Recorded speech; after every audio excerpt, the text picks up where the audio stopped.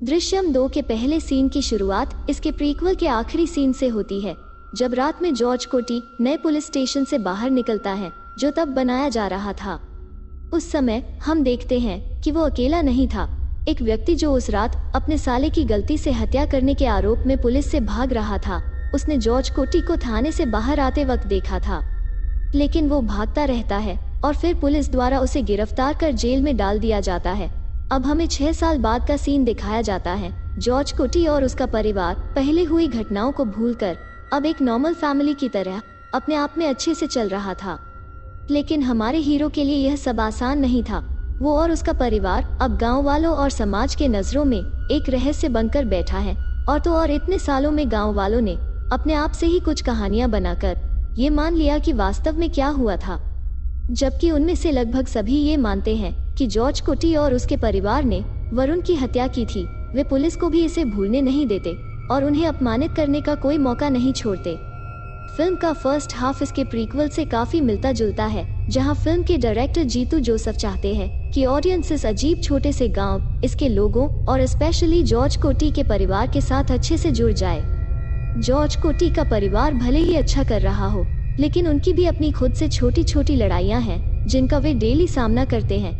वे सबसे सुरक्षित तब महसूस करते हैं जब वे घर पर होते हैं। उन्हें अब तक पुलिस के साथ अपने अनुभव के बारे में बुरे सपने भी आते हैं।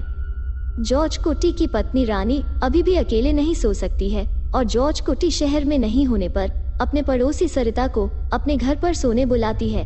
दूसरी ओर जॉर्ज कोटी अपने लिए अच्छा कर रहा है। उसकी केबल टीवी कंपनी भी अब एक थिएटर में तब्दील हो चुकी है। उसके पास एक बड़ा ऑफिस, कुछ नए दोस्त और उससे भी बड़े सपने हैं। जॉर्ज कोटी को अब भी फिल्मों से उतना ही प्यार है जितना कि प्रीक्वल में दिखाया गया था, और अब वो अपनी खुद की फीचर फिल्म बनाना चाहता है। उसके पास एक स्क्रिप्ट है जिसमें थोड़ा काम करने की जरूरत है और इसे इम्प्रूव करने के लिए वो एक फेमस फिल्म राइटर विनयचंद्रन के साथ काम कर रहा है। इस बीच हम देखते हैं कि वरुण के पिता प्रभाकरन उससे मिलने जाता है और उससे अपने बेटे के शरीर के अवशेषों के लिए भीख मांगता है, क्योंकि उनका मानना है कि इससे परिवार में शांति आएगी और उन्हें आगे बढ़ने में मदद मिलेगी। लेकिन जॉर्ज कोटी कहता है कि अगर वो चाहे तो भी वो नहीं कर पाएगा और उससे फिर से न मिलने का अनुरोध करता है। मूवी का पहला 1 घंटा थोड़ा स्लो चलता है, पर अब इसके बाद इस मूवी में एक टर्निंग पॉइंट आता है। हम व्यूअर को पता चलता है पुलिस आज तक इस केस को इन्वेस्टिगेट कर रही है और इस बार कुछ बड़े ऑफिसर्स भी इस इन्वेस्टिगेशन में शामिल है। जॉर्ज कोटी का परिवार लगातार निगरानी में है और यहाँ तक उनके पड़ोसी भी अंडरकवर पुलिस वाले हैं जो परिवार को रंगे हाथ पकड़ने की कोशिश कर रहे हैं। लेकिन बड़ी मुसीबत इंटरवल के ठीक बाद होती है, जब वो आदमी जिसे हमने फिल्म के पहले सीन में देखा था, जिसने उस रात जॉर्ज कोटी को पुलिस स्टेशन से बाहर आते देखा था, उसे जमानत मिलने के बाद वो वापस गाँव आता है।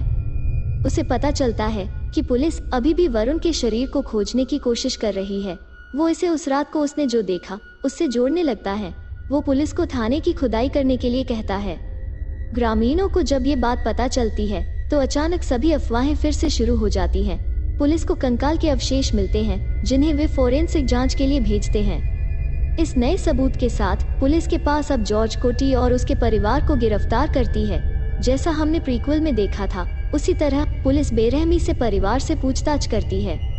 जॉर्ज कोटी को लगता है कि खेल खत्म हो चुका है और अपनी पत्नी और बच्चों को इतनी बार मेंटल ट्रॉमा से गुजारने के बाद वो आखिरकार स्वीकार करता है कि यह सब उसने किया था और उसके परिवार ने कभी कोई भूमिका नहीं निभाई। वो पुलिस से परिवार को अकेला छोड़ने की रिक्वेस्ट करता है।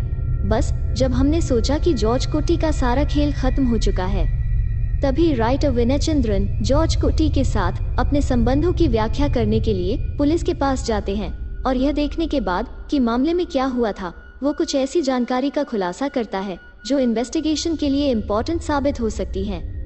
विनयचंद्रन का कहना है कि जिस स्क्रिप्ट पर वे काम कर रहे थे वो अब उनके लिए बहुत मायने रखती है, क्योंकि अब यह स्पष्ट है कि जॉर्ज कोटी कहानी के जरिए अपने जिंदगी को बता रहा था।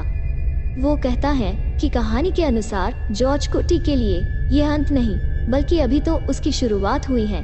और इसी सीन के बाद फिल्म के असली पत्ते खुलते हैं। तभी कंकाल के अवशेषों की डीएनए रिपोर्ट आते हैं और उससे पता चलता है कि असल में ये कंकाल वरुण का नहीं बल्कि किसी और का है।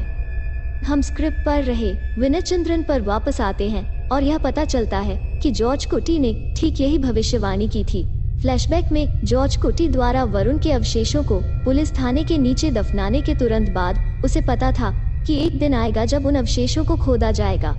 अब जॉर्ज कोटी यह जानना चाहता था कि क्या होगा अगर ऐसी स्थिति उत्पन्न होगी जहां पुलिस द्वारा अवशेषों को खोदा जाएगा। वो विनयचंद्रन की मदद मांगता है, जो फिर उसे बताता है कि आगे के इन्वेस्टिगेशन के लिए तिरुवनंतपुरम भेजे जाने से पहले अवशेषों को प्रिलिमिनरी इन्वेस्टिगेशन के लिए कोट्टायम भेजा जाएगा। जॉर्ज कोटी का अगला टारगेट कोट्टायम फोरेंसिक लैब का सिक्योरिटी गार्ड था, जिसको हम फिल्म के फर्स्ट हाफ में उसके दोस्त के रूप में देखते हैं। जिस दिन पुलिस ने अवशेषों को कोट्टायम भेजा, जॉर्ज कोटी कोट्टायम में उस दोस्त से मिलता है और सही मौके पर वरुण के अवशेषों को एसिड से नष्ट करने से पहले दोनों अवशेषों को बदल देता है। लेकिन वरुण के पिता के बात को ध्यान में रखते हुए जॉर्ज कोटी शमशान के लिए हड्डी के कुछ टुकड़े बचाता है ताकि वरुण की आत्मा को शांति मिल सके, जिसे हम बाद में फिल्म में देखते हैं। अब वापस अदालत में जज के पास जॉर्ज कोटी के खिलाफ कोई सबूत नहीं है और उसे एक बार फिर जाने दिया जाता है। लेकिन इस बार जज मामले की जांच कर रहे पुलिस अधिकारी से यह भी कहता है कि यह उन अनसुलझे मामलों में से एक हो सकता है जो कभी सुलझेंगे नहीं और पुलिस को इसे जाने देना चाहिए। फिर हमें वरुण के फैमिली को दिखाया जाता है और वो उनके बेटे के अंतिम अवशेषों का अंतिम संस्कार करते हैं, जो गुप्त रूप से उन्हें एक नोट के साथ भेजे गए थे। पुलिस अधिकारी वरुण के परिवार के पास जाता है और उनसे इस इन्वेस्टिगेशन को बंद करने को कहता है और उन्हें विश्वास दिलाता है कि जॉर्ज कोटी सबसे बड़ी सजा से गुजर रहा है। वो यह है कि उसे हर समय अपने कंधों पर इसका बोझ लिए चलना होगा और उसे हमेशा इसके साथ रहना होगा।